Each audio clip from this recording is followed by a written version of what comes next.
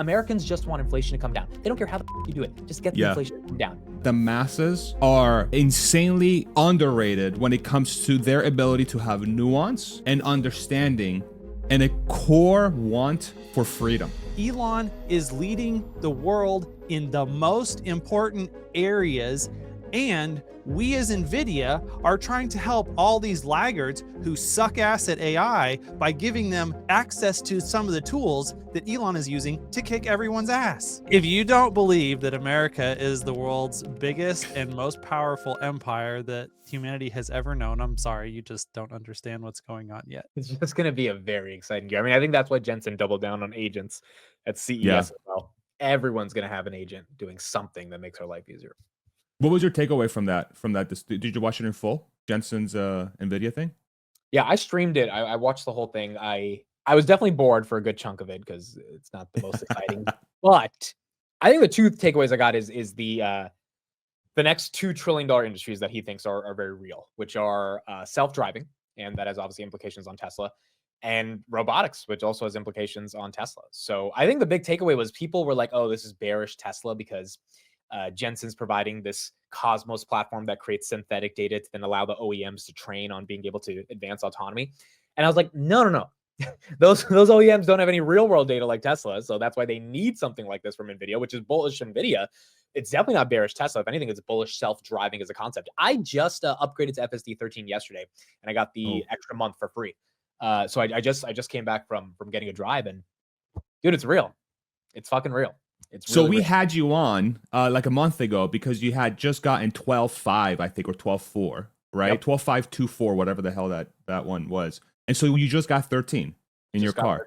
Okay. How is it? Like, do you notice an improvement? Like, yeah, I mean, like on 12.5, I intervened a decent amount of times, and it wasn't like bad interventions. It was just one of those things where you want to, make sure things are okay. I've only taken on a couple drives on 13. I have for the next month, so I plan to really test it out this month. But it's good, man. It's really good. Every time I think of intervening, I realize I don't really need to, and it's just me being a little paranoid. And it's doing its thing, and it's like just from start to finish, even finding a parking spot, it's like it's there. So to me, it's like, the valuation concerns around Tesla are whatever. It's holding this 390 level very well. And I think the reason for that is because every single bank, we're seeing that with Bank of America, Stifel, et cetera, they're coming out and they're like, all right, yeah, we could see it dipping here and there, but we're still putting our price target at basically 500 or 492 because they want to be cute with $8. And I was like, just put it at 500. They want to look like they know what they're doing.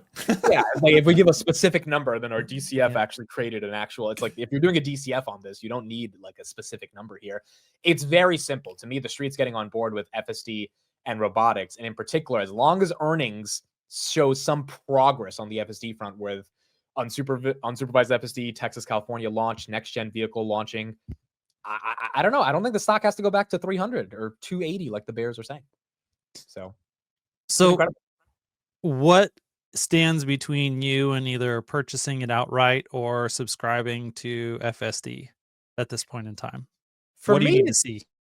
So I work from home all day. So I just, for $8,000, it's a bit expensive because I don't need it. And I would definitely subscribe for $99 a month if I was like going on a road trip or something like that. But I don't need it yet. I think if they made it like $3,500, $4,000, I think I would just outright buy it. $8,000 still a little bit up there for someone who's not driving every single day. I drive like maybe 10, 15 minutes a day. But in general, I could see someone who does drive a lot, $99 a month or $8,000 flat out. I don't think they would be afraid to pull the trigger. Like my friend Roy, who goes by Crossroads on Twitter, he has a 40-minute commute every day. And so for him, it's a no-brainer. It's like that 40-minute commute, it's just like well worth the money in terms of the productivity that he's allowed for. But I am thinking a lot more about how much of the stock do I want to own, because this is obviously the future. Like, it's undeniable at this point. And when you experience it firsthand, especially this version, it just becomes really, really exciting. How big does the unsupervised equation factor into this? Because right now it's supervised. Even V13 with the performance, you have to pay attention. If it was unsupervised, right, and you knew that if you got into the car, you wouldn't have to do shit. You keep doing what you're doing, but just in a moving box. Like, how does that change the equation? I think it actually really does change the equation, because the one annoying thing right now is like I can't look at my phone You know, it's like I can't actually do something. You look away for 2 seconds, it's going to ding you up. So yeah, I think that I still probably would be hard to justify the purchase because I just don't drive enough. But it gets me way closer to making the purchase because it is very relaxing to get in the car, continue doing what I'm doing. We're all content creators, so I'm on my phone all day. I have a tweet idea. Like there have been times I pulled on the side of the road, stopped the car, and wrote out a tweet because when you get an idea, like you have to get it out into words and then it might go away. And so to do that on the road without having to worry, which means it has to get really good, it would be a game changer, like for me personally. And I think that probably could get me over the edge to pay the $8,000. But I don't know how far away we are from that. And that's what I'm thinking. I think that's what all the bears think about as well. Like, how far do you think we really are from stepping in the car and not having to worry about anything? A year. Yeah. Okay. Especially in certain markets. Yeah. I think the question of timing, with all due respect to the bears, which I don't have a lot of respect for, but I'll just say that just to be nice. That is such a stupid way of thinking about the problem. Because what it comes down to is it going to work or is it not? Yeah. If it's going to work, it doesn't really matter when it works. Because when you're thinking about it, the context of it working, specifically with Tesla, it implies millions of self-driving cars ready overnight with a software update. That's it. Like, so the timing of it is irrelevant. It can be 12 months, it can be 28 months, it can be 39 months. What other player has that? Nobody else has that, right? And that's why, like, anyway, so it doesn't, I mean, it makes sense why the bears would think about it that way, because from my experience, when Wall Street looks at this story negatively, they look at it from a timing perspective, because these folks are worried quarter to quarter, right? They're trying to price the stock out 12 months in advance. They're not really thinking about 2 years in advance, 3 years in advance, 5 years in advance. And so with this specific equation with Tesla, it's that, but on top of that, they are fully underestimating the speed at which the software is improving. Amit, you went from I don't really value the proposition of FSD before 12.5, right? You were just not, you were some. Correct me if I'm wrong here. The characterization was I was one of those people that thought I would die in the car and I would never get into a self-driving car. That really was my mindset. Yeah, and how quickly did that change? Took one drive to Walmart with my dad, and I was like, "Oh, this is not too bad. This is like right." You went from like you went from deathly afraid of the vehicle to okay, I can see how unsupervised driving, even for my limited use case, could make sense. I'm just not there yet because either the price is too high or I'm not in the car enough. Yeah. Right? Yeah. Butts in seats. Butts in seats. Yeah. Funny you said that about the post, like pulling over and posting. So Elon talked about adding Grok functionality to the car. Yeah. Okay, cool. So what does that mean? You get an idea. Oh, hey, Grok, can you make this post on my behalf? Yeah, so I saw that news yesterday, and I thought that's really interesting because part of the benefit of XAI is that Elon gets to raise outside capital to train Grok. He gets to use all this Twitter content or X content to train Grok, which also is a moat. I mean, yes, he overpaid for X, but Sam Altman doesn't have access to 500 million tweets per second of real-time data. Like, they just don't. And whatever data they're getting, they're stealing it. And eventually there's going to be tons of lawsuits. So X has that. Grok has that. And then the integration of Grok into Tesla means all that data is real time. Like, hey, Grok, tell me about what's going on in the stock market today as I'm on my drive. And it just filters, it finds Farzad's and Han's Tesla content, give me Tesla updates, reads it out loud. Like, the integrations are pretty incredible. The use cases are incredible. Again, real world use cases of LLMs inside of a real world AI self-driving robot. And to me, it seems like that is the ultimate winner. And that more than justifies, I think, the 8,000 at that point, especially for a content creator. Yeah. 100%. And I think the reverse is also interesting too, is like if there is this partnership between XAI and Tesla, because I know there's been like rumors or like there was actually discussion on X about Tesla taking a stake on XAI rather. So does XAI benefit from Tesla's video feed? Like, do they now have a way to, so what's one of the biggest challenges of creating video that I see specifically with Sora, which again, I can't say just how bad that product is truly, because it does not create anything that you're looking for it to create outside of like 1 time out of 10, you might get something close. Right. You compare that to what Google has done with their video generation thing. Why is Google's 1,000 times better than Sora's? It's because they have access to a ginormous amount of data from YouTube, right? And YouTube, what percentage of the videos on YouTube are real world physics scenarios where you can see how humans walk, how balls drop, how cars drive, how horses run, right? Yeah, they have all that data. What's interesting about the Tesla equation, it's limited, right? But you do have a I don't know how much data of the real world, the actual real world out there. People walking, cars driving, people, I don't know, like, but it is limited. It's very cute. And then on top of that, you layer on the human or robot on top of that. So what's the human or robot video feed going to look like? It's going to be vastly different than the video feed from the cars, right? What value does that bring to XAI? And how does Grok get better from that? Also, the robot is only as strong as the mind of the robot. And I have a friend who invested $1 million into XAI. He got early access into the June fundraising. Good for him. Not the recent one. Yeah, so he basically doubled in like 5 months. But he told me his thesis was very simple. He was like, well, Optimus needs a brain, and Grok is going to be the brain. XAI is powering Grok, and Grok might be one of the best brains because it's powered by all the real-time data. So you could literally ask Optimus, what's happening in the stock market today, and it can filter through all the tweets because it's basically Grok. And then like it just seems, and then Jensen doubles down on it at CES, saying that the ChatGPT moment for humanoid robots is around the corner. Maybe that's a year, maybe that's 6 months, maybe that's 2 years. But if it's coming, what is the one public equity that gives anyone exposure to it? It has to be Tesla. Yeah, 100%. 100%. Yeah. I mean, Tesla and Elon and Jensen are basically best pals at this point because they're both like just feeding each other's businesses. You know, Elon saying, "Hey Jensen, like let's go build a 1 million GPU cluster out in Tennessee." That sets the bar. Now everyone has to chase XAI, and they've got to wine and dine Jensen to get their allocations, and he's going to split it up between everybody else, and they're all going to be playing second fiddle. And so, Elon is basically like funding Jensen's growth for the next 5 years. But then on the flip side, and then obviously, Jensen being willing to give Elon that first allocation, like he kind of had to get a second allocation, I think, of the H100s, but I think on the H200s, he's first in line. And on the Blackwells, he's definitely going to be first in line. Like there's no one who's going to get Blackwells before Elon. And, so why would Jensen do that? Well, just because of what I said, like Elon's setting the bar. And so now everyone's going to chase him.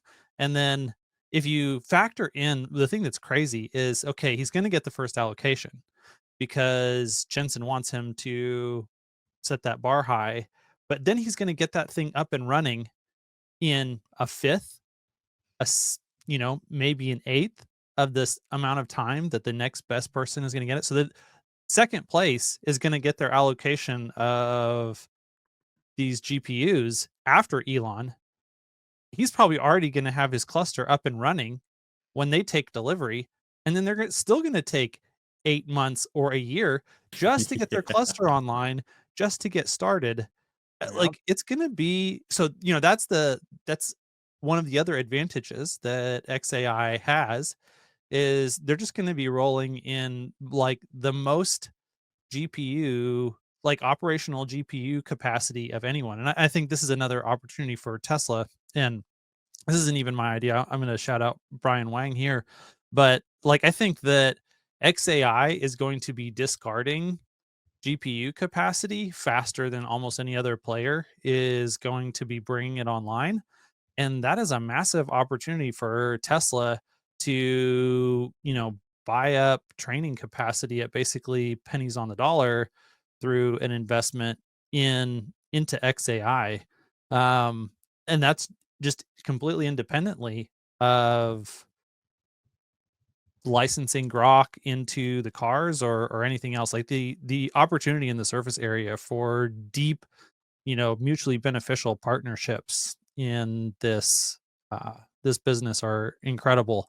And I have people have challenged me and said, well, what's the benefit to Tesla? Why should Tesla invest in XAI? What do we as Tesla shareholders get out of it? And I would point them back and say that if you don't believe that Elon can work out a mutually beneficial arrangement, then like just think about how SpaceX and Tesla already get so much mutual benefit by sharing engineers back and forth that are able to, solve incredible problems that, if you had the if you didn't have access to SpaceX's material science engineers at Tesla, could you solve the gigacastings at that level? Right. Probably not. And he has the ability to create these synergies between just these incredibly smart people. Yeah. I think for me it's even simpler than that. XAI has a lot of compute for AI. Tesla is an AI company. Therefore, there's something there. just bring them together. And the guy heads both. To your point, he'll figure it out. Right? He'll figure it out. I think that the overarching premise here, and I wonder if you agree with this, Amit. I think, Jensen pointed at this on his discussion. Like there is so much coming down the pike in relation to artificial intelligence when it comes to like this embodied AI, right? It's like AI in a physical object that operates in the physical world that will generate profits in some way through the services that physical product can provide. To me, it seems like Tesla is by far the best positioned company to take advantage of this. I wouldn't even call it trend, this market shift, this industrial shift, this sort of like revolution in how we interface with the real world. I don't see any other company that's remotely close to Tesla, okay? From a car perspective, moving people from point A to point B, with the cheapest cost per mile, with the Cybercab, which has a manufacturing cost that's potentially $20,000 or less per unit, and you have all the technology necessary to power the self-driving already built into the business. You have all the capex already. You're already depreciating all that shit and amortizing everything that you've put towards that AI effort in the from a standpoint of training compute data collection, right? You've used your existing fleet to power that, right? So now you're going to have the cheapest cost per mile solution from point A to point B, which is really a embodied AI solution. It's a physical object using artificial intelligence to move people from point A to point B, and Tesla will make profit for that. And then the human or robot is an additional layer on top of that, which is physical labor. I don't know any other company that is positioned nearly as well as Tesla is. And I don't know, have you been able to find anybody that's remotely close? Like to me, this feels like a total and utter monopoly in its current state. No, I think you're right.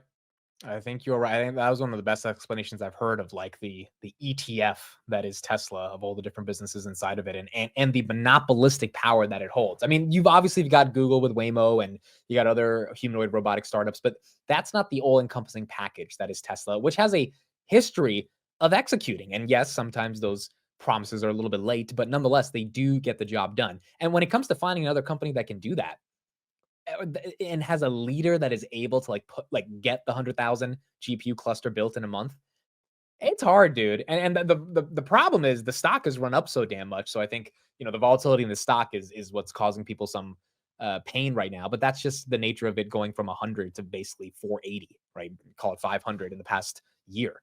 And so I don't know. And every time I try to have a valuation discussion on Tesla, I come back to the question of, okay, the PE is this, the price of sales is this. But if you just rewind what Farzad said for 30 seconds, what other company can do this? And like, why am I looking at price to earnings on something like this? Like, yes, maybe certain times the stock gets extended, stuff like that, but it's their world and we're living in it. And the next 10, I mean, how many more hints do we need from Jensen about how these verticals are becoming multi-trillion-dollar opportunities? And there's one company that's out there that's taking advantage of it, which is why it's really funny to see all the analysts start to upgrade it, because either two things are happening. Either A, they may be chasing the price, which is probably true, or B, even they're acknowledging they can't deny it. Maybe the stock is going to tumble here and there, but they can't deny what you just said, which is why they're slapping a high price target on it. And eventually it'll get there, and they know it'll get there, so they'll sound right, but they can't leave the $220 price target or $150 price target anymore. Can we just highlight how, like, what are these analysts doing then? What exactly is their job for real? If you call yourself a Wall Street analyst, what are you doing? Like, if this is your approach, what are you doing? I have asked myself this question many times because there are some analysts that are actually really good and they can appropriately raise the price before the price skyrockets. Shout out Dan Ives, my Penn State brother. Dan Ives, right? And it's so funny because Dan Ives is not staring at an Excel sheet all day. Like, he's looking at what's happening at the company, where the future's going, and then making a prediction based on where he thinks the fundamentals can match in terms of the valuation, and then attaching a premium on that if it's a really good company. A lot of these other analysts are stuck looking at Excel sheets and they're trying to come up with a number. And that number is, it's really disheartening because the analysts issue a note and that note goes to their clients. Their clients pay sometimes $1,000 a page for their notes. So very expensive research. And then if the research is don't buy because we're scared about this esoteric thing, and then the stock goes to the moon, a lot of those clients are like, what were you doing? Like, what were your numbers coming from in terms of a projection to come to this analysis? And so it's funny when Craig Irwin, who is the longtime Tesla bear, went from 80 to 350. Like, you can't go from 80 to 350 overnight. There's no way in hell that happens unless you're chasing the price. And if you're chasing the price, you're not actually analyzing the company. You're just chasing the price. Yeah.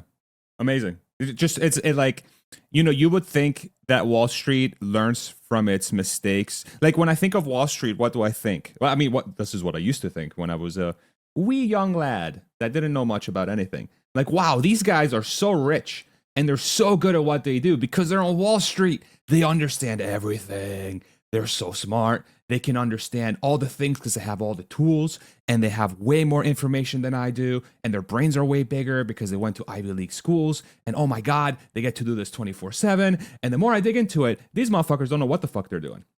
They don't.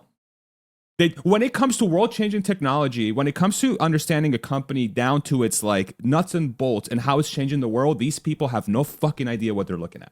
This is my overall conclusion, right? And nothing has happened in the past 5, 10, 20 years with the advent of the internet, with the advent of artificial intelligence, from where I sit, for any of these people to recognize what this company is doing. Like, Tesla retail can't be right for the last 12 years straight and then call it luck. You just can't. You can't have that. You can't have an idiot like me on the internet calling this story correctly for the last 10, 20, 12 years, a bunch of other idiots that are way smarter than I am, in YouTube land and forum land on X land calling this story properly for the last 10, 12 years, and then say that's somehow luck. Wall Street should have done that every single time. Every single time, right? And what this I don't know why I got so mad. Let me finish this thought real quick. The conversation we had with Chris Camillo, or Larry Goldberg had with Chris Camillo on our channel with the Maverick Mind. He made a very poignant sort of point on this, a very specific point where he said, this is why retail will always have an advantage over Wall Street. It's because of exactly what you described. Is retail is not stuck in this preconceived notion of like, this is how we value companies. We're trying to de-risk looking like an idiot. We can't price too far into the future. We have to be risk averse. We have to be conservative, so on and so forth. And every single time that leads to them missing the boat on everything. They missed NVIDIA, they missed Palantir, they missed Tesla, so on and so forth. Just go down the list. How many misses are there? Apple, back in the day with Steve Jobs specifically, right? Wall Street is not designed to understand innovation. So where am I going with this whole thing? In the age of artificial intelligence, you have nothing but destruction. To analysts. Yeah, don't listen to analysts. I don't know. Don't listen to me either, or Hans, or Amit. Do your own research, right?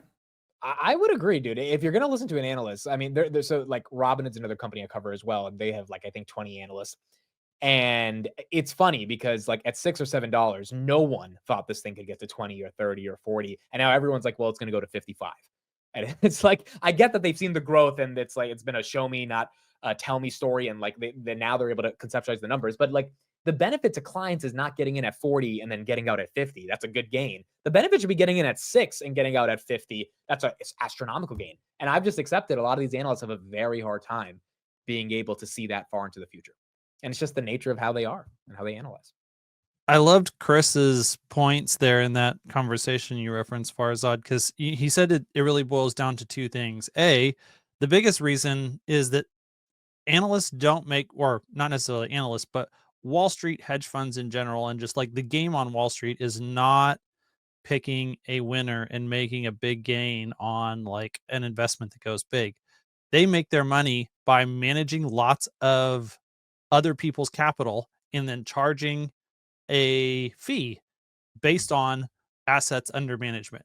And so they don't care how the actual investments perform. They just want more assets under management because then they make a lot more money in fees. So the incentives aren't aligned. That's number one. And then number two, it's just like CYA everywhere. Everyone is all about not doing something wrong, and in their desire not to do something wrong, not to do something wrong, they never do it right. So it like those two things are just the dominant forces that shape how, 95% of Wall Street analysts approach what it is that they do. And this is why, usually their predictions are no better than a coin toss. Like there are very few of them who actually have a consistent track record of good picks. Yep.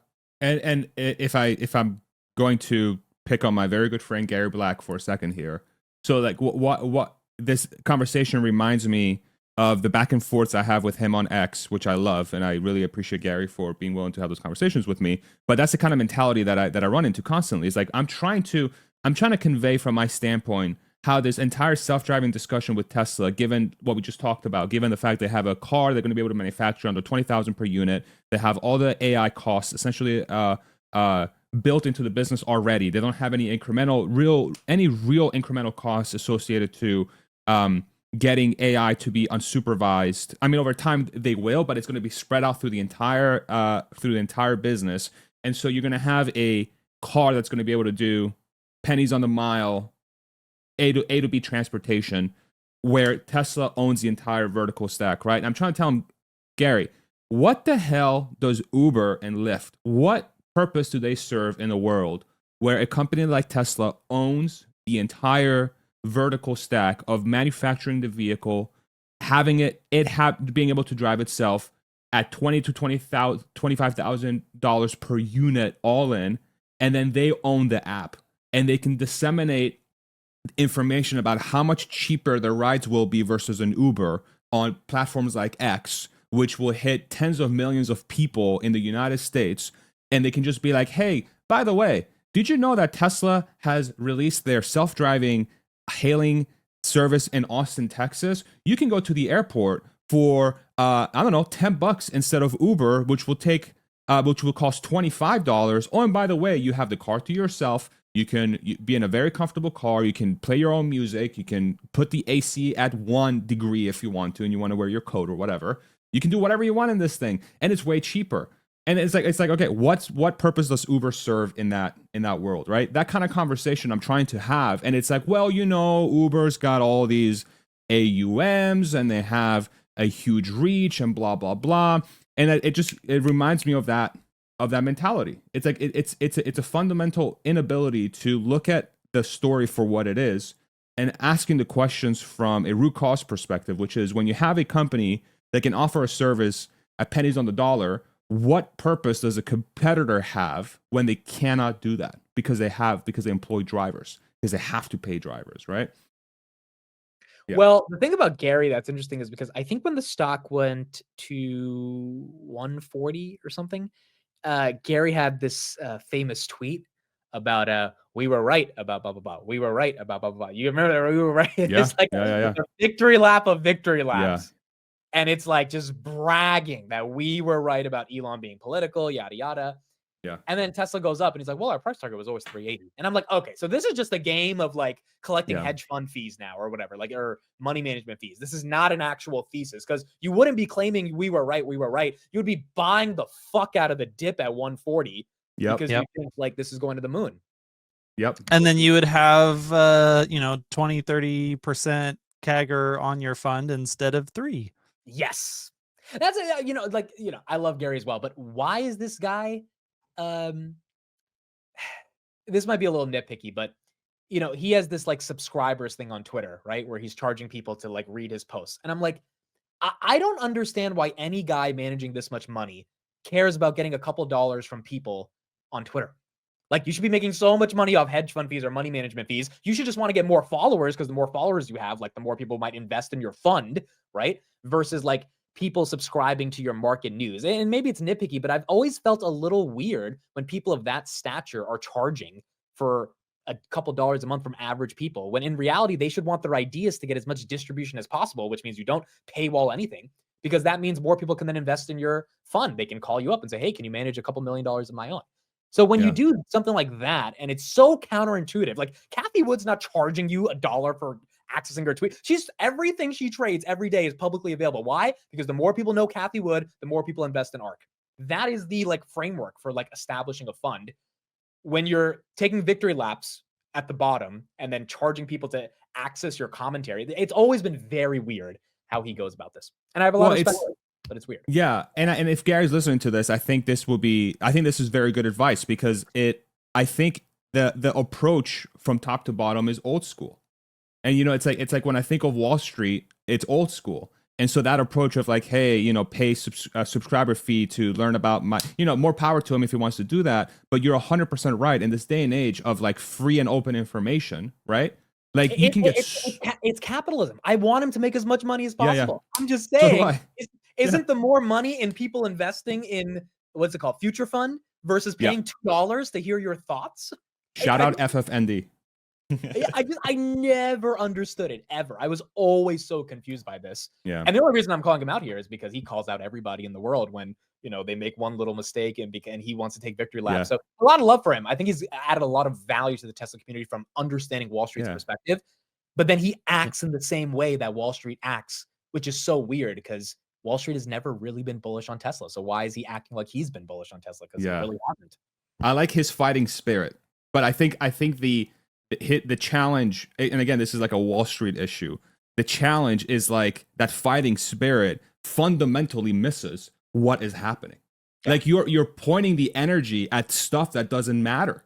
It just doesn't like his whole thing about like I'm so moved on from this advertisement debate, by the way, where I was like I was anti-advertisement, then I kind of got on the advertisement boat, and then I started seeing the advertising stuff start to bubble up again. Oh, Tesla would have had a better Q4 if we had more more visibility. I'm like, you guys, just get unsupervised self-driving. Just get unsupervised self-driving. That's all you gotta do. This was a tirade he went on, right? This whole idea of advertising. Dude, Tesla, I didn't buy a Tesla because of a Facebook ad. I bought Tesla because they had 0% APR. That's it. I mean, like maybe that, and then I used it and it was amazing. Like no ad would have, and I'm not saying advertising is bad, but to say the stock. Wait, so getting the price as low as possible is the thing that got you to buy the car? Wow. Shocker. That helps. No way. Because like, who the hell is really buying a car off seeing an ad? Maybe someone who has no idea what Tesla is, sure. But most people know what the hell Tesla is. They just need a little nudging. And when interest rates are high and you give 0% APR and 30 days free of FSC, that's enough of a nudge. And that requires no type of advertising, to me. Yeah. And then the underlying feature set of you don't have to pay attention when the car drives you around. There's no one that can offer that value prop. There's no one on earth that can say, hey, I mean, Mercedes, if you're on a highway and there's traffic and it's under 45 miles an hour and it's sunny and blah, blah, blah. Like they have all these like limitations, but no other car company can say anywhere you are. And again, Tesla doesn't have this right now, but it's very obvious that they will very soon. No other company can say, yo, just buy our car. You don't have to pay attention. And it's cheaper. And it's going to be cheaper than mile than most anything else you can buy. What's up? Right? Yeah. Yeah, I agree. I mean, I think it's amazing that Gary, so I actually, he blocked me, so I'm free to take shots at him on. Why did he block you? What could you have possibly said? I pointed out a while ago that his, returns, he was making a dig at Tesla, and I was like, yes, everyone should take Gary's advice because he knows exactly when to trade, buy and sell Tesla to maximize your returns. But how can someone block you off sharing returns of their public portfolio? Yeah. Unless you called him a dick, but I don't think you said anything disrespectful. I don't think so. All right, let's move on from this. Let's shit on Gary tirade. Well, that all of us the one are thing on. that I wanted to say is that I love that he, and this is where I'm going with why I specifically took a dig at him. I love that he watched the whole Jensen presentation and he came away from that thinking, oh my gosh, Tesla's so screwed. When Wow. if you listen to what Jensen said, and then especially the follow-up, because people were so dumb, he had to go and like say it specifically on a Bloomberg interview. Jensen said, Elon is leading the world in the most important areas, and we as NVIDIA are trying to help all these laggards who suck ass at AI by giving them access to some of the tools that Elon is using to kick everyone's ass. So Gary actually said that. Wait, Gary actually said that? Like he said that in. He had a post saying that, I've said that competition is going to come and that when Tesla solves self-driving that, they're going to have a maximum of 20% market penetration and they're not going to be able to charge more than this. Right now. Because he thinks that NVIDIA is going to be like this get out of jail free card for all the legacy OEMs who suck ass at AI. It's like, how could you get that any more bass backwards from reality? And the reason that I love that this is his take is because he does somewhat represent Wall Street, and this is Wall Street's take on this. And so for those of us who realize how stupid that take is, this is a massive opportunity for retail investors to take advantage of literal morons and take their money from them. So can you pull that back up again real quick? Because here's I'm gonna do some lawyer speak here. I'm gonna try to defend Gary a little bit here, okay? Because he's my boy, even though we disagree on literally everything. Let's go ahead and pull this up. Okay. So in response to Jensen Huang last night at CES, we're working with just about every major car company around the world, Waymo and Zoox and Tesla, of course, in their data center, and BYD, the largest EV company in the world. JLR's got a really cool car coming, blah, blah, blah. Mercedes has a fleet of cars coming with NVIDIA starting this year, going to production. I'm super, super, super excited. Pleased to announce that today Toyota and NVIDIA are going to partner together to create their next generation of autonomous vehicles. And then Gary says, as I've said for many years, Tesla won't be the only automaker with fully autonomous electric vehicles. Tesla is clearly the market leader today with its generalized and scalable approach, which is a weird change up from what he used to say, because he said, Tesla needs LiDAR and all that stuff, but we'll set that aside. But with NVIDIA providing synthetic AI-generated driving data to any OEM willing to partner with NVIDIA, others will get there too, and valuation models assuming Tesla with winner-take-all markets share are unrealistic. Okay, so if I take that last sentence and I say, assuming Tesla with winner-take-all market share are unrealistic, I agree with that, but I don't think it's unrealistic to think that Tesla will have somewhere between 20 to 50% market share in the long term, 20 to 50 years down the road. If it comes to like the next 10 to 20, like the next 10 years, it is extremely obvious that the only company that can do this at scale is Tesla. Yeah. And who's to say, right? And then what happens if it's more economical for other car companies to say, you know what, instead of doing our thing with NVIDIA, I'm just gonna license FSD. I'm just gonna license FSD, right? At that point, you do get to a market take all situation, specifically probably in regions outside of China, because I think China is going to have like different things. So maybe from that perspective, it's thinking, well, China's going to have their own thing. You can't just assume 100%, winner take all globally. Okay, great. But what about in the US? What about in Europe? What about in South America? What about in Africa? So on and so forth, right? Just to give a little bit of nuance there. Yeah, I would agree with that. But the thing is that Gary is also massively underestimating the TAM of how big that market is. So in his model, we can, like, even if we say 20% or 100% penetration of whatever he sets the TAM at, like Tesla's going to be more than that because the TAM's going to be 10 times, 100 times whatever he's estimating. And even if they only have 20 to 50%, it's still way more valuable than he is putting out there. Yeah, I don't know. It's just fun to see, like, because these people are stuck in the future is going to look like, some variation of the past. And that's not how disruption works. Like, when you're massively driving down costs, the entire world changes. Like when you take a product and you cut the cost by 90% and then again by another 90%, and it's 1/100th of what it cost originally. Like you live in a new world. It's not the same. And we're in the process of watching this right now with space travel.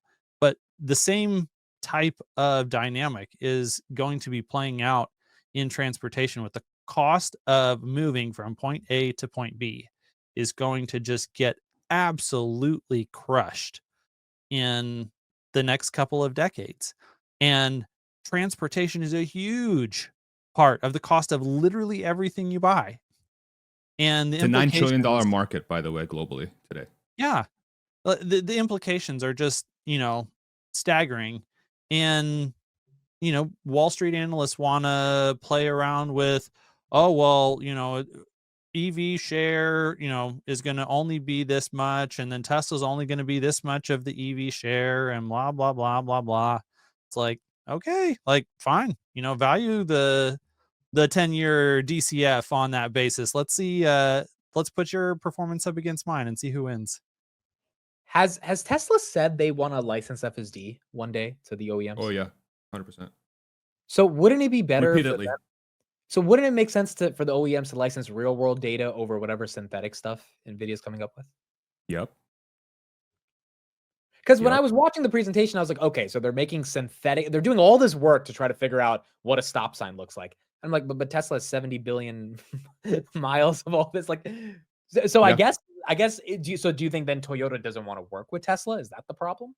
I think so. Yeah, I think there's a weird, again, this is legacy auto we're talking about. Legacy auto which is a fascinating topic that the All-In guys talked about when they were making the predictions for the year, where they predicted the beginning of the end for legacy automakers, the collapse of legacy auto, which is something that we've talked about repeatedly on this channel for God knows how long. Honda, Nissan coming to, I mean, yeah, what's happening here? Huge signal, right? So you're talking about an industry that's about as incompetent. It's about as incompetent as it gets when it comes to understanding where the future trends are because of how large they are and because of how the culture of those companies are not conducive to fast change when a disruption comes along. They are the poster child for the innovator's dilemma. They cannot change. And so I think from NVIDIA's perspective, right, and for whatever reason, they can't change. And I think from Toyota's perspective, they're like, okay, should we partner with our competitor or should we partner with a supplier? Right. Right. And I think that's the idiotic MBA math that they're coming up with. It's like, well, if we partner with our competitor is going to get money from us, and then we're going to help them in some way. So we can't do that. So we have to go with a supplier because they're going to be able to give us a tool that will be able to do what Tesla does. And then these morons are not asking the question of like, okay, but do you actually have the data that you need, you idiots? Are you going to be able to put this on all the cars that you're manufacturing quickly and be able to gather the data and understand how to process the data, how to churn it through a fucking training compute and putting it on an inference chip and being efficient with it and having a chip that's super efficient so it's not draining your battery and being able to put this on your own app and operate that app, so on and so forth, come up with the different models that you need to run this profitably, so on and so forth, right? Yeah, are you going to be able to hire the AI engineers out of Silicon Valley that literally hate your company and think you're a retard to come to your company and actually make all this NVIDIA tool, like produce the thing that you want it to have? Like it's just two completely different worlds. NVIDIA is going to sell you a bunch of tools that you can use to create your own artificial intelligence vehicle driving model. Or you could just go to Tesla and say, hey, Tesla, may I please license your already working artificial intelligence vehicle driver? Yeah. What's going to happen is going to be very similar to the NACS discussion, the NACS, the North American Charging Standard port that Tesla manufactured.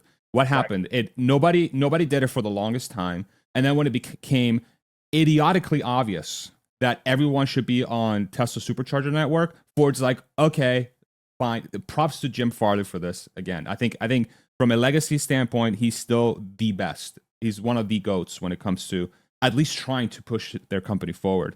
He's like, okay, NACS, we need the supercharger network. And then literally everyone else in the span of 3 months They were like, oh no, we need to do that. Yeah, we need to do that, right? Because they understood, like, hey, if Ford can sell EVs that it can tap into the Tesla charging network, by default, their cars are completely and utterly obsolete versus that legacy automaker, because they don't view Tesla as real competition.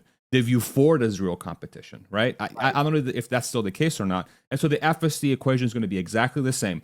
They're going to go down the path of trying to do their own stupid solution. It's going to fail over and over again. It's going to be, they're going to outsource it to suppliers or to third parties, and it's going to get clunky. It's going to be very slow. They're going to have to manage morons to try to get this thing going. And then they're going to realize, oh shit, okay, so Tesla is doing unsupervised self-driving everywhere, and we're not able to do it. And it's been 4 years. So we should probably go with Tesla. And then one player is going to be like, okay, we're licensing FSD. And everyone's going to be like, okay, yeah, we as well. That's what's going to happen. It's obvious that's what's going to happen. You know, the question becomes, are they going to be around for that to happen? Yeah, and I agree, because it was really weird seeing the NVIDIA Toyota partnership, because I'm like, okay, that's cool. But I'm like, it feels like Toyota's stretching to not work with Tesla, you know, or to not actually use the real world. I'm like, this is cars. This is life or death. Like, we need some real world data here. Synthetic stuff is cool, but and it would probably be a great business for NVIDIA, but it definitely showed you the divides that legacy auto has with Tesla. Yeah, they don't understand the technology at its core. They don't understand that it's a data problem. This is why XAI has a leg up on OpenAI. This is why Tesla has a leg up on everybody else. It's a data problem. It's a data collection problem. It's not necessarily, I mean, of course, the training and the inferences are very, you obviously need that, but that's not the core. If you don't have the data to feed to those systems, you're not going to get self-driving. You're just not going to get it. The only reason Reddit's up 400% is because they have really good crowdsourced data that's exclusive to Reddit and that they can license to these LLMs. So I agree, dude. I don't know where the hell OpenAI is going to get more data to train their models, but Tesla has all the data when it comes to training FSD. The more time passes, the more I'm like, and this is a quick pivot, the more I'm like, OpenAI is so screwed. They're so done. They are so done. They are so done. No, like, all their talent left. They have no exclusive data rights to anything, right? Their competitors are catching up rapidly. Just look at what happened with Sora and Google's solution. Their biggest competitor in Elon has first dibs on all of NVIDIA's hardware, and the talent that they have will get that up and running way faster than anybody at OpenAI can do it. Like, okay, so just fast forward this long enough, and it's like the outcome is obvious. The outcome is obvious. OpenAI, here's the crazy thing. OpenAI is Toyota already. The thing about OpenAI that I still use ChatGPT more than anything, because the model is just better than the rest of them. My question is, when does that change? Right? Grok 3. Maybe. Because and with GPT had an outage the other day, and Sam Altman had to tweet that, like, he's getting, you know, there's so many people are like, yo, where is it? Like, we're missing. So obviously they have a product that people want to use, and that's growing. The question is, when do people find an alternative that's easy enough for them to be like, I don't see the difference? And then I'm like, all right, where is the moat at that point? I mean, I don't know if it actually is Grok 3. I certainly hope so, but I think it's like guaranteed by the end of 25 that it's not even just going to be one. There's going to be several. It's a matter of time. Yeah, it goes back to the data discussion. It's like the data is a separator. The compute's going to get commoditized. It's gonna just not matter that much, you know. It's such a fascinating discussion, and I agree with you. Like, I do use ChatGPT myself. You know, I think O1 Pro is a unique solution that is good at what it does. It really is. But it's like, okay, but that's just that you're just letting the hardware go for longer. You're just letting it think longer. So it's like, so who's going to be able to do that better? It's a company with more hardware, right? And so and the companies that have the horde of talent will be able to make that hardware work better over time. So listen, I could be 100% wrong. I could be 100% wrong, but I don't know. I go back to the Phil Graham, quote about Sam, that Sam is you if you leave Sam on a deserted island, you know, with a tribe of cannibals, and you come back a couple years later, Sam will be running the place.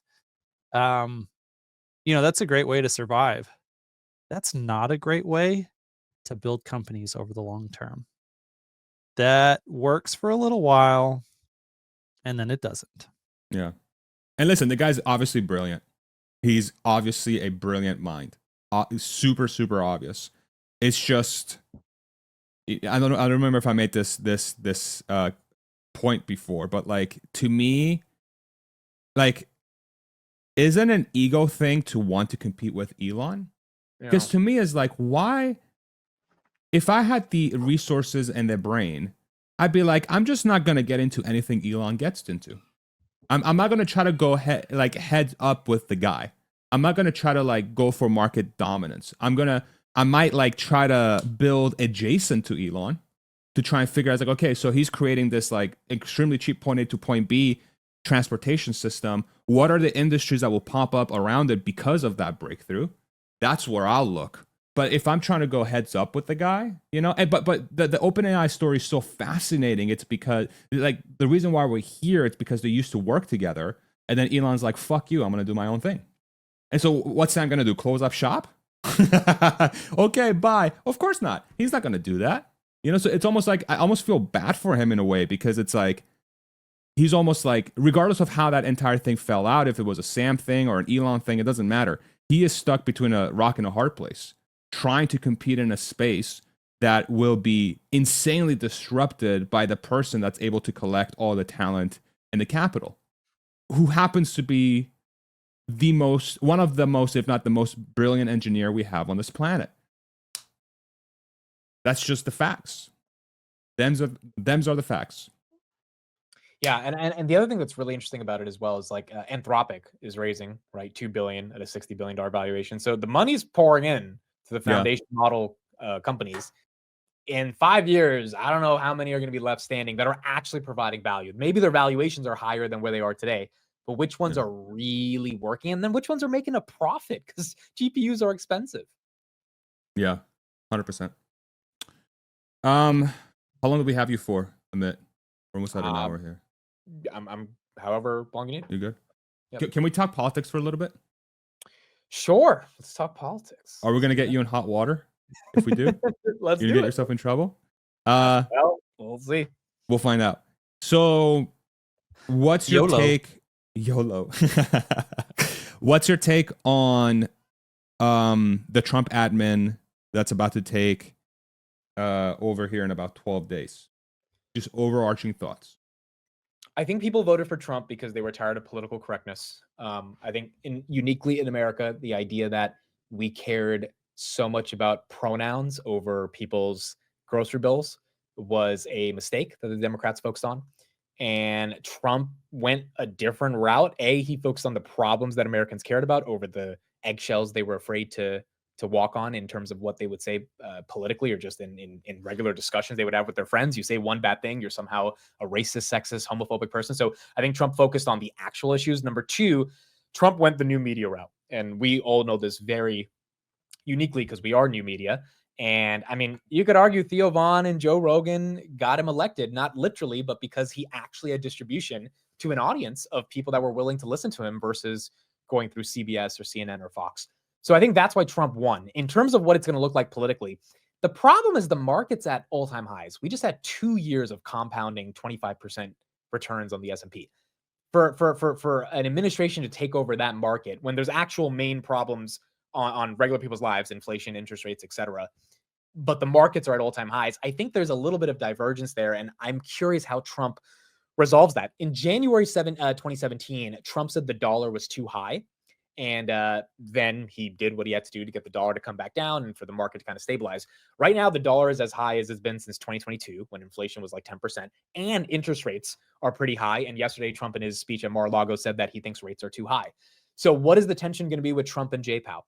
How is Trump actually going to get his agenda passed? Is he going to get the House of Representatives and the Senate, which he has control over in terms of the Republican Party, to actually agree? I mean, the fact that Speaker Johnson didn't even get the first vote because they had to, like, we knew the Republicans were eventually going to vote for him as speaker, but they had, but like, it's this political charades that they have to play. is a Bitcoin reserve actually going to get passed if you can't get a couple people to agree with it? I think these are the questions looming the administration. In general, I do think we're in a new world. It's a new America. People are not going to be that afraid to say what they think. Billionaires are not controlling the White House. They are influencing how the White House thinks about technology and business, because guess what? They're fucking billionaires. Maybe they know a little bit about technology and business. And I think that's going to result, hopefully, in more growth policies. But I think there's a lot of unknowns over the next 4 years. So I'm curious for your read on people in general. I mean, it's been like extremely obvious that people like George Soros were essentially in de facto control of the Democratic Party for a while. So it seems strange to me that now people are complaining about billionaire influence in politics when like this is how the game is played. And like you hear people talking, complaining about George Soros a little bit, but it's, like basically background noise for the last several decades.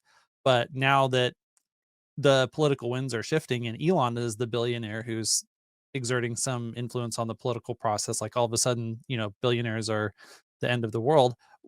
What is that? And why do people think that way? Or, what's your read on all the rhetoric around that? It's really weird because it's like you're 1,000% correct. Bill Gates, George Soros, these guys control. I mean, MSNBC. The M stands for fucking Microsoft. I never knew that. I didn't know that. I was like, what? So it's these guys have had so much influence, so much control on how people think to get their agenda passed. Like, it's funny because when I do my market open and market close streams, this has been my take on this. My take has always been, you know what? This is how the game is played. Vlad Tenev of Robinhood gave Trump $2 million. Bezos, Mark Zuckerberg, etc. They're all giving them million. I'm like, this is how the game is played. And people are like, yeah, but Amit, don't you think that's like weird that billionaires are influencing? I'm like, in life, it's about money and power comes from those who have money. And if you don't like that, go get the money. And if you don't want to get the money, sit back and watch other people get the money, get their agenda passed, and you can sit on your ass and not try to get the money. But I want to try to have power, which means I want to try to go get the money. And so Elon has the money because Chamath is strong with you, Amit. I can hear him. Chamath and I. That's racist. No, but Chamath, that talk he gave in 2017. It's the quote. Yeah, get the fucking money. It's exactly the quote. I even referenced that on the stream I did the other day when I was talking about this. That quote changed my life because like it's pretty damn obvious. This is a guy who's a immigrant, came to America, had nothing, and he realized, oh, to get power, you need money. And I don't agree with Chamath and everything. I mean, he's done some really weird stuff, but like if you have the money, you have the power, and then you can move forward. So Elon basically has the power because he has the money, because he's built the companies. Now he's actually exerting some of that money or some of that power via political speech, aka buying Twitter and then actually magnifying things that need to be talked about. Like in the UK, certain ethnic groups are doing things and we can't talk about them for certain reasons. And he's just like, fuck this. This is ridiculous. Like, we should talk about it. I am really scared about what I've seen videos of the cops coming to someone's house in the UK and arresting them for a retweet. That shit is scary, bro. Because all of us are content creators and we know, like, we just fuck around. Farzad, the crazy jokes on Twitter, right? Like, can you imagine? he's in his nice home. What are you talking about? The Texas sheriff pulls up. It's like, Farzad, you are arrested for tweeting about masturbation or something. A Texas sheriff will arrest me for speech, bro. This is Texas. What are you talking about? If I was in California, I'd be more concerned. It is very the Texas sheriff would find himself shot, tarred, and feathered. Yeah, I know what you're saying though. Yeah. And the thing is, Elon's just trying to say, hey, this doesn't seem right. And that's it. He's just trying to say, hey, this doesn't seem right. And I don't know where we are going to be in the next 5 years, because I think most people agree, yeah, that's not right. But then again, when I say most people think that's not right, do most people think that's not right? Because you ask some Democrats in the United States or like some far hardcore leftists, they're like, no, you should have consequences if you retweet something that's racist. I think those people are in the minority. I truly think so.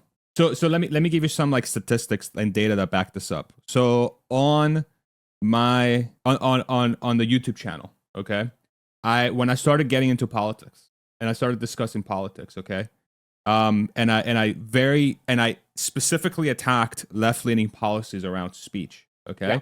Yeah. I was like, okay, there goes the channel. Fuck it. It's 0 views, right? So what ended up happening? The like ratio went down 5%. 5%. It went from like a 96% to a 91%, or 97% to a 92%, whatever that was, okay? And the views were either the same or bigger. I'm like, huh.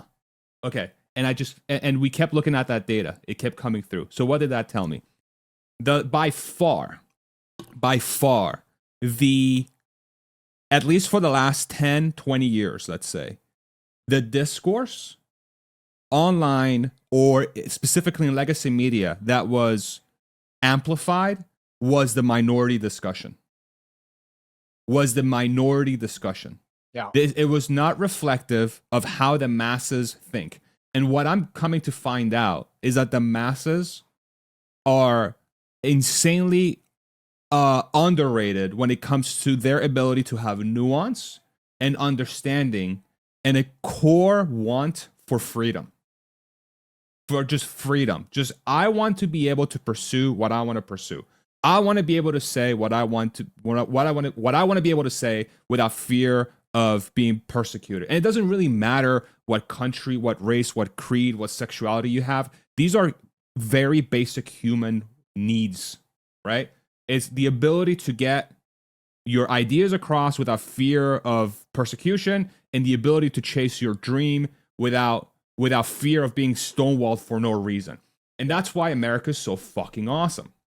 If you look at what America has done in the last few months, and I posted about this on X, it has shed its Orwellian trend, which is what you talked about, right? You talked about like it's scared to see UK going down this path, bro. Like we've shed that trend. We just needed a few very brave people that had power to start the discussion, and then the masses were like, "Yo, yes, let's fucking go." And we had a place in X specifically that started the trend of having those discussions. Holy fuck! Look at what Zuck just put out a couple days ago. That was big. Okay. That was big. That's the sign of the times. Yo, fact checking is our fact checking was a problem, and it was too politically biased. So we're gonna get rid of fact checking. We're gonna go to community notes, and we're gonna make sure we come back to the roots of Facebook and Meta, which is freedom of expression. Okay, the platform that was one of the worst ones at suppressing speech did a complete 180. Now you can say, well, Zuck's playing the game. He's looking at Elon. He's like, yo, I should probably start doing this. Whatever the reason may be, what the market demanded this change. Agreed. And it happened. How fucking awesome is that? I agree. And I do think Zucks is becoming a little bit more right wing. Just he's waving an American flag while he's surfing all that too stuff. Much jujitsu. All that stuff. But in general, who cares if he actually believes in it or not? The fact is, it's getting done, whether it's Trump winning, Elon, whatever it is. The net impact, the result of Zucks doing this is that there will be more freedom of expression. And I think that's also the reason Trump won. Everyone's so worried about the process of how something happens versus the end result. And it's like, Americans just want inflation to come down. They don't care how the fuck you do it. Just get the inflation to come down. And everyone's so afraid of like the process of, do we ruffle any feathers? Do we, make someone feel like they're excluded in the process of doing it? And that's such a great point. Everyone was turned. Dude, New Jersey almost went for Trump. It's 5%. It hasn't happened since 1992. What the fuck is going on? Like, New Jersey is not a conservative state. Well, you had a lot of people that were like, we're not doing this. We're just not living this type of world. And I couldn't imagine what the world would be like from a political speech perspective if Elon had not bought Twitter. this whole talking about what's going on in the UK and stuff, you need magnification for that, which means you need an algorithm on your side. If you don't own the algorithm and Dorsey owns it and the algorithm just censors you, I mean, like, where are we in 2024? Yeah. 2021. Yeah. I couldn't agree more. I think this underlying whatever. So anytime this conversation comes up, it always gets me so fired up. Like, this is the vibe shift we're talking about, right? I think this vibe. This is what's going to underpin everything for the next 4 years. This like fire and passion to just get the shit, just get it fucking done. Just do the right thing, get it done. Just get it done. It's going to be messy. We're going to make mistakes on the path there. But what does that build? That builds a foundation for an unbelievable future. for an unbelievable future. And an unbelievable future, what does that imply?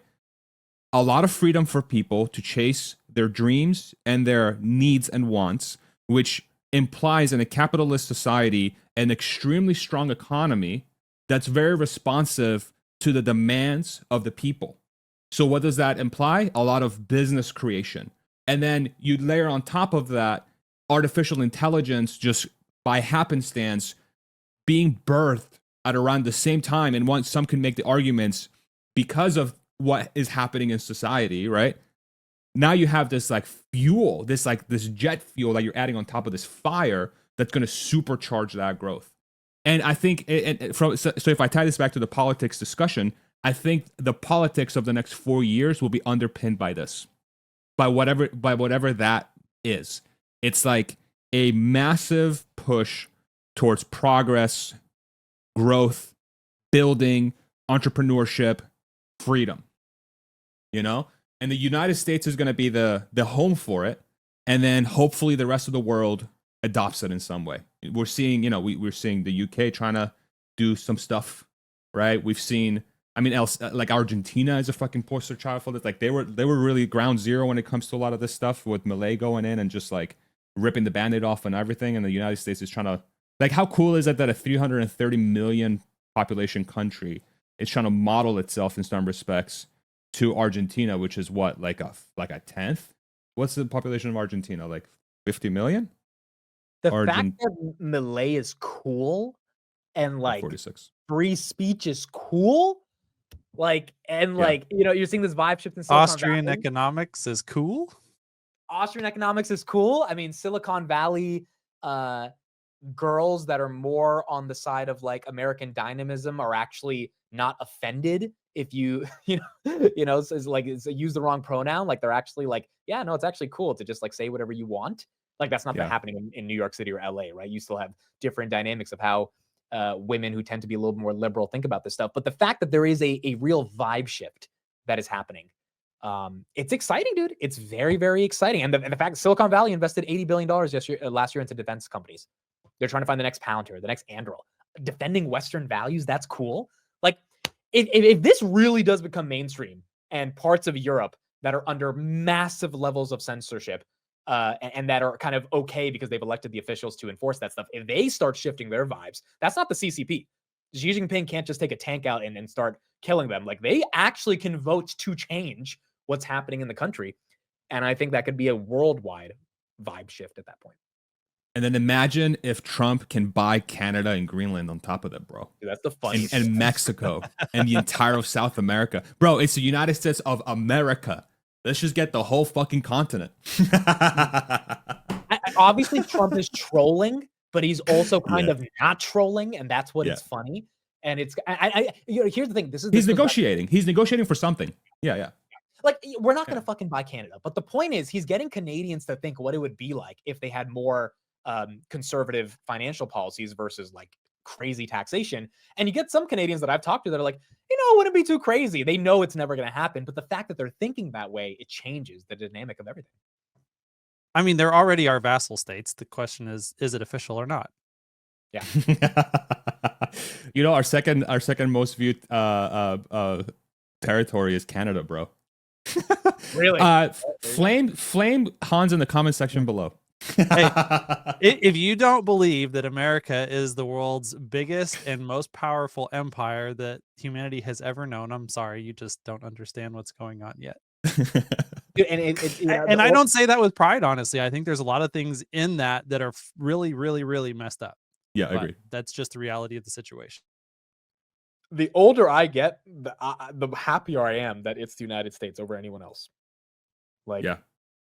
Dude, like when I was in high school, I was basically a card-carrying communist in high school, and as you grow older and you realize like you actually have to work for what you want in life, you have to really pay taxes if you work and you're a little successful, and it hurts to give up what you've worked for, and other people might not be doing as much work as you. So like, why exactly is the world, why does Bill Gates, should he be forced to give it? Why should Elon be forced to pay 80% taxes? Like, you really start realizing I want to be like those guys one day, which means I have to create value, not just find a way to centralize all that value. And the United States, for all the issues we have, is the only country in the world that has stayed true to that as much as we can.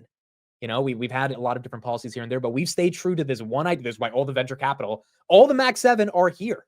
The Magnificent Seven are in the country that is magnificent because we allow them to be magnificent, even with all the regulations we have. And if that's ever lost, I don't know where planet Earth goes at that point. Yeah.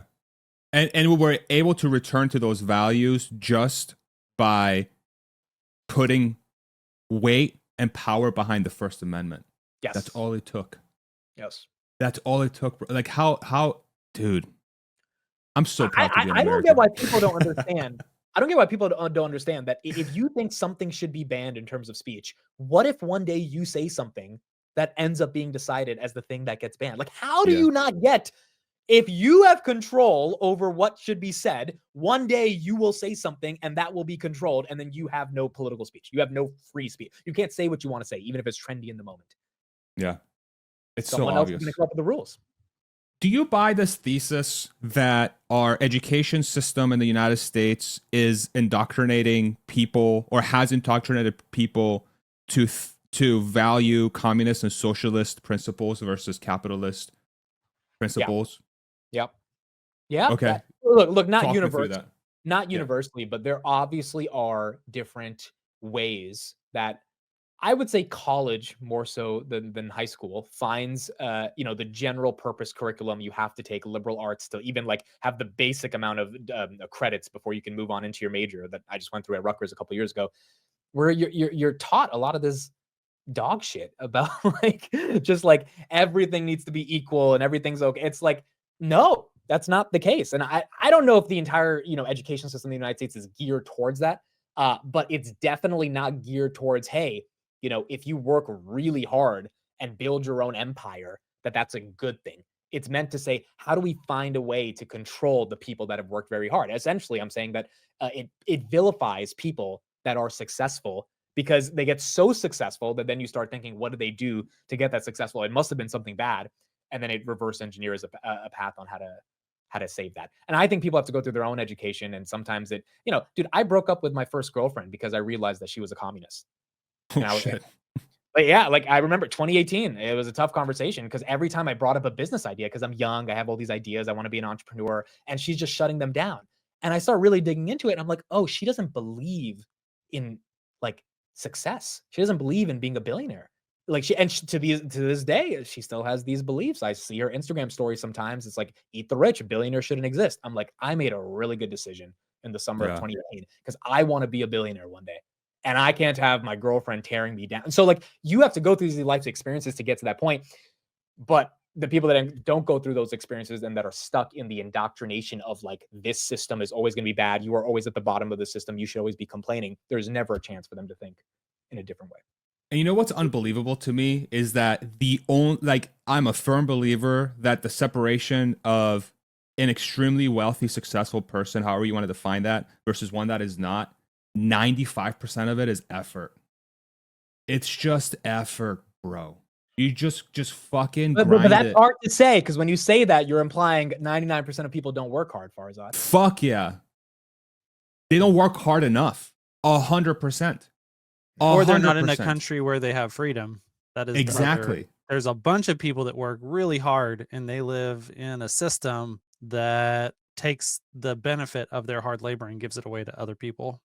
That's a much bigger, from a global population perspective, that is by far the biggest variable. But in a country like America, there's not enough effort being spent on the correct question.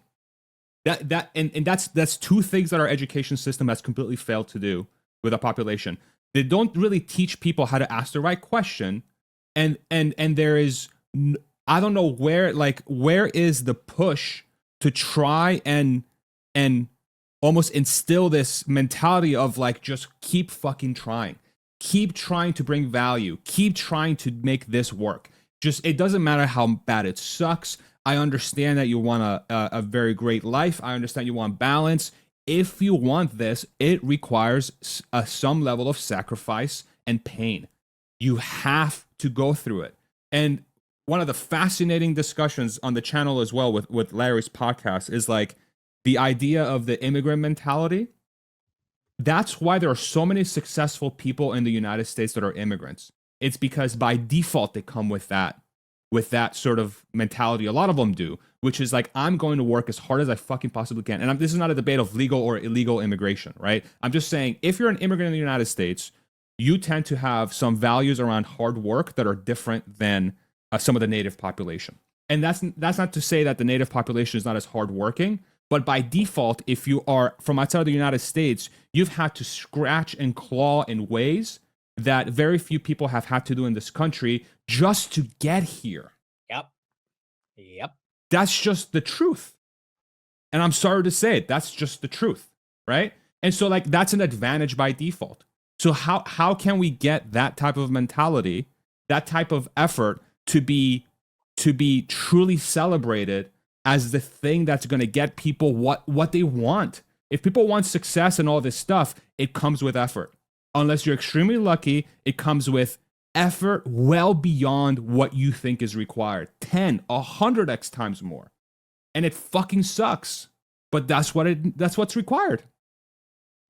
And the real joy of this also is the process of trying, the process of actually failing and like it not working out and going through the pain of it not working out, but then realizing you have the power to make something else work out one day based on the lessons you learned of the thing that didn't work out.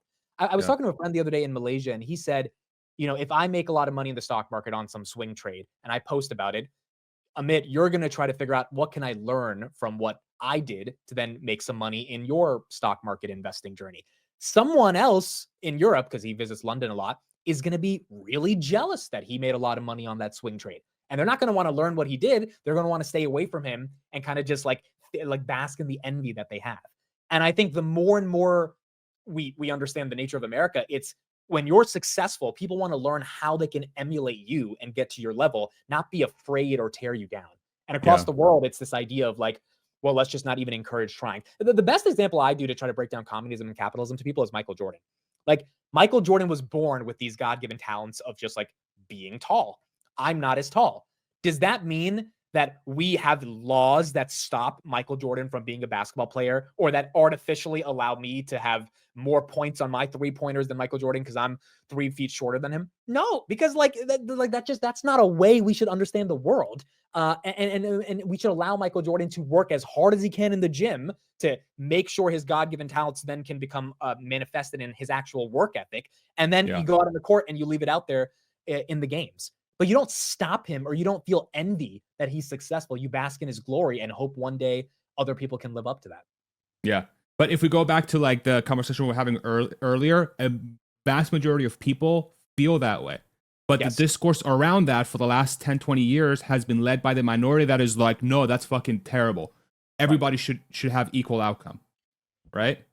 That's what gives me a lot of hope, is that there's data to back up the fact that what you just said is actually what is felt by the majority of the people, vast majority of the people. And now there are megaphones out there that will actually allow that to come through, instead of it being suppressed, instead of it making people feel like their very logical, natural want for that is somehow wrong because they don't see it out there in discourse, or it's somehow called evil.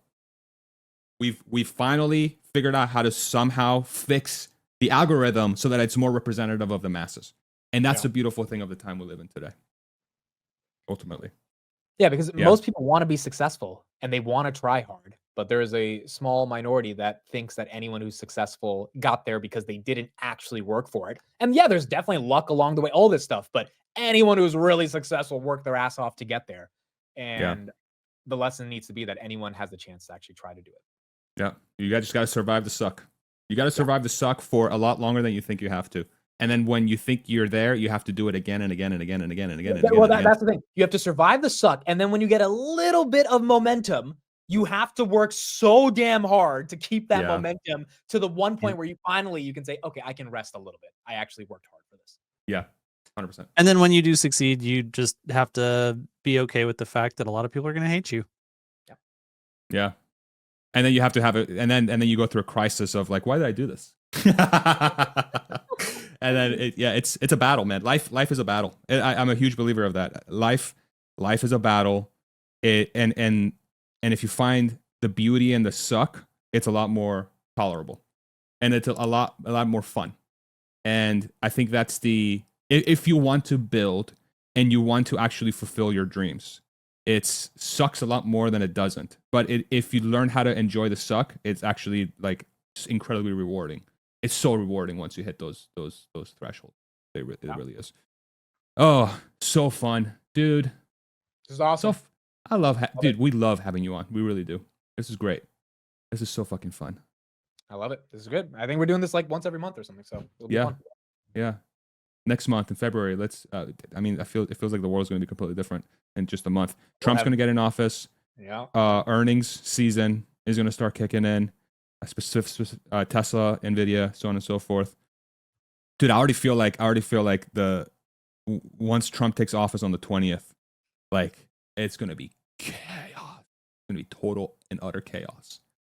Because by default, if they want to put all the changes that they want to put in, it's going to create chaos. The first 100 days are going to be nuts. And you know that Elon Musk and Vivek are just like, they're building this giant hammer, and like on the 20th, bang. Boom. Yeah. Can't wait. Amit, thank you so much. Where can people find you?